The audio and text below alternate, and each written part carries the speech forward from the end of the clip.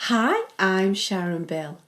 As I continue on in my lessons working through the ABRSM Grade 3 Discovering Music Theory workbook, I now move on to Chapter 4, which looks at the new topic of major keys in 4 sharps or 4 flats. This will include everything you've learned in grades 1 and 2, and now we add the keys of E major and A flat major.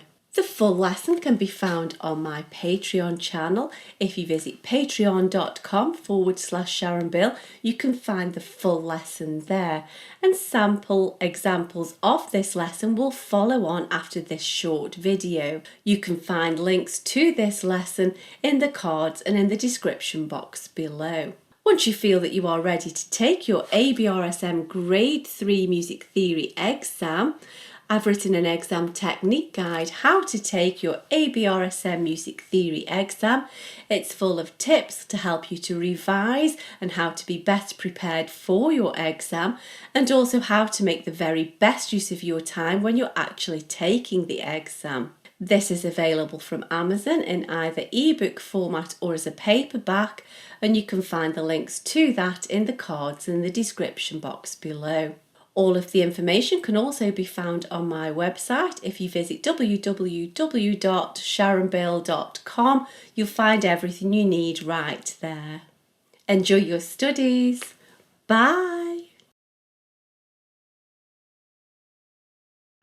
Step by step. It's the major scale pattern because the major scale pattern we learned in grades 1 and in grade 2, and so in grade 3 the major scale is still always the major scale, where we have a full step, a half a step, full step, full step, full step, half a step. So we have tone, tone, semitone, tone, tone, tone, semitone. That's what makes it the major scale pattern, and we add these sharps to make this tone, tone, semitone pattern recur, and we add the sharps in the key signature to make that work out from whatever our starting note is.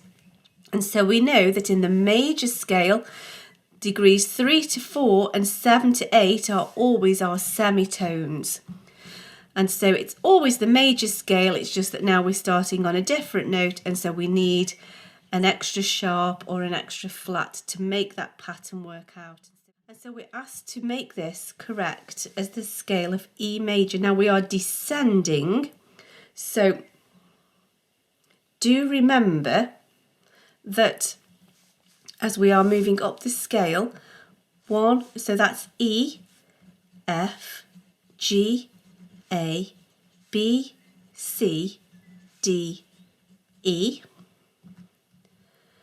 And so if you're not sure what clef, if you're not happy in this clef with these notes, don't forget you've got to work upwards. Don't go E, F, G, A, B, because actually that's going backwards, isn't it?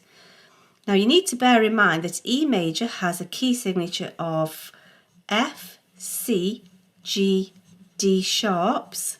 And so now we need to apply that key signature. Rather than giving it a key signature at the beginning, we need to add these as accidental. So we need an F sharp, a C sharp, a G sharp, and a D sharp. And that will make that scale correct. And therefore all of the tones and semitones will naturally sort themselves out. So is it true or is it false that the third degree of the scale as E major is G? Well, we know that 1, 2, 3, E, F, G, that seems correct. However, we know that E major has a key signature of F sharps, C, G sharps, D sharps, so G is not correct. It would need to be G sharp, wouldn't it? Otherwise it's not E major. And so in fact that's false. And so if E is our tonic, we need to count up 7 degrees. 1, 2, 3, 4, 5, 6, 7 takes us to D. That's only half of the story, because do remember that E major requires F, C, G, D sharps. And so this D must be sharpened.